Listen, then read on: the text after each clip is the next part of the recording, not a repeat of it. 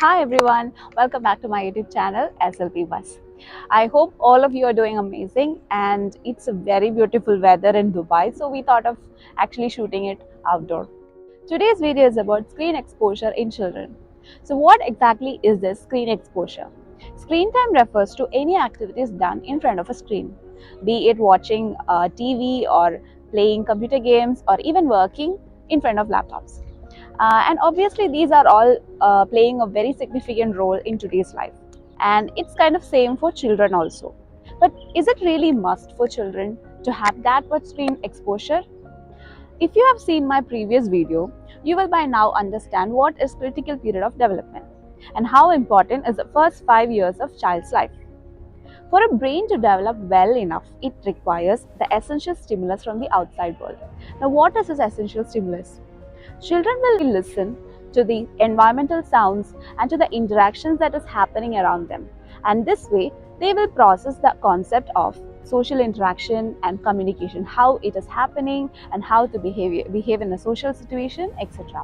And it takes time to process these stimulus one by one as they are growing. For example, when parents read out book loud to the children with all the interesting voices and actions, etc., children will closely watch it, and it gives them time to process the words, images, and imagine the situation. So, this is what they are processing, and it gives them time to process the external gestures, body language, etc. But in the current trend, children as young as 4 or 6 months of age are watching TV or iPad, etc. They are getting introduced to these screens at a very low age. Now, this is actually limiting them from processing all of these external stimulus. And what is the result? It is going to have multiple issues in the future. Now, watching high quality educational programs can help expand the vocabulary and introduce a child into the cultural and linguistic diversity of the world. There is no doubt in that. But what exactly is the problem? The problem lies when you are trying to reduce their tantrums in exchange with the screens. The problem lies when your child does not want to share a toy, but instead you're giving them the screens and then you're trying to share it to another child. Or the problem lies when your child wants something from the store and he's crying for that, but you do not get it. He shows some tantrums, and then you introduce the screens to them and they forget about that. So you feel that the problem is solved there, but no.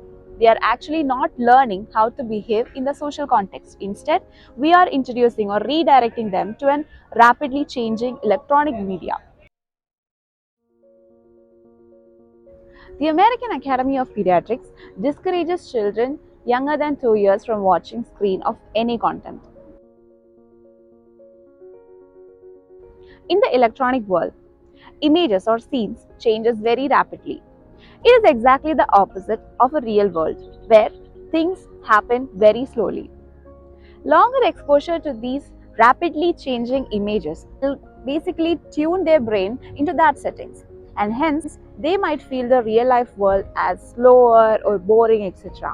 And this will exactly cause inattention in them when it comes to a real life discussions or something. They might not feel interested in listening to the discussions that's going on, and sometimes what they do is when there is no TV screen, they will just burst out all the energy that is stored inside them, and they go create their movement their own, and often cause them restless. But is it limited to that alone? No. Researchers have shown that extensive screen exposure is linked to many issues that even can extend to their adulthood. I'm going to present a few of these concerns in the following screens, so please do pause the video and read it carefully. So first of all, studies have reported that it can affect sleep. It can also lead to low performance in school. Studies have also reported of reduced social interaction and behavioral concerns. There are also changes in brain structures. Another concern is feeding. And then it can lead to many other common problems like vision and obesity.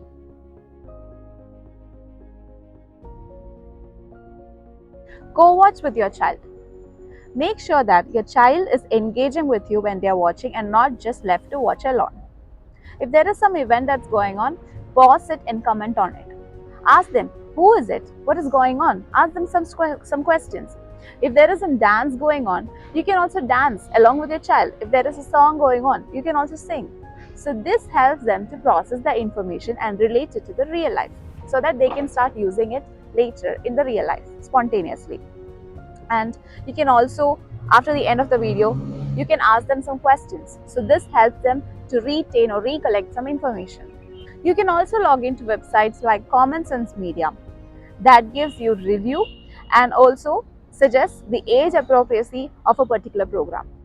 Do not cut it all at once.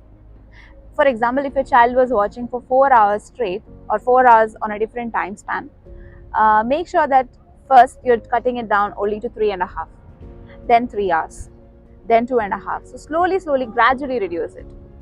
Now, there are many situations where children will eat only in front of the TV, or even if they are eating while watching the TV and it is extending a lot of time, that is, their meal time will be like more than 1 hour or 1.5 hours. It depends on as long as they are watching TV. So, what to do in these cases? You can always change the routines. The first thing that we need to really understand is why are they watching the TV? Because that is their reinforcement. That is the thing that they enjoy. So first thing that we need to switch is give them something else to get engaged to. You can always be a reinforcement for them. You can always be the toy for them. You can yourself play with a child and give all that excitement when they are having the food. So this will actually help them get connected to you and nothing else. You can, if at all your child is watching always in the living room and then they are having the food, you can shift it to the kitchen right now as for a start. And what happens in the kitchen? You can feed them and give some toys and play with the toys and then again feed them. So this helps them to give them a change in the pattern. Or you can also give them food outside. For example, take them to the garden, take them to the terrace and give them food there. So make sure the child is reaching these external areas much before their meal time, much before they are feeling hungry, so that they are engaged into that world, they are doing something else, and then you are slowly introducing the food there.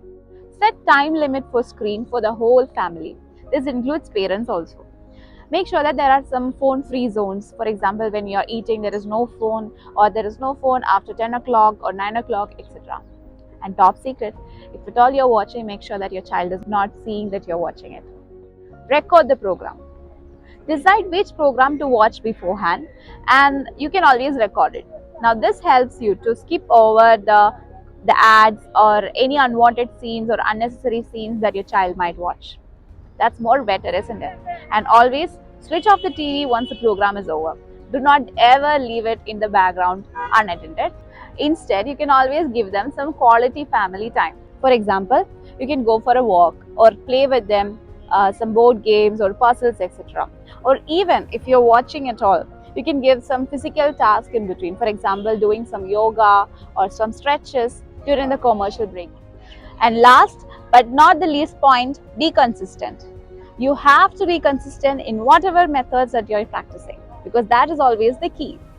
And even though electronic media is helping the children a lot, it is the interactions, it is the daily interactions with the environment that is helping the children to expand their skills. So always give them that. Thank you.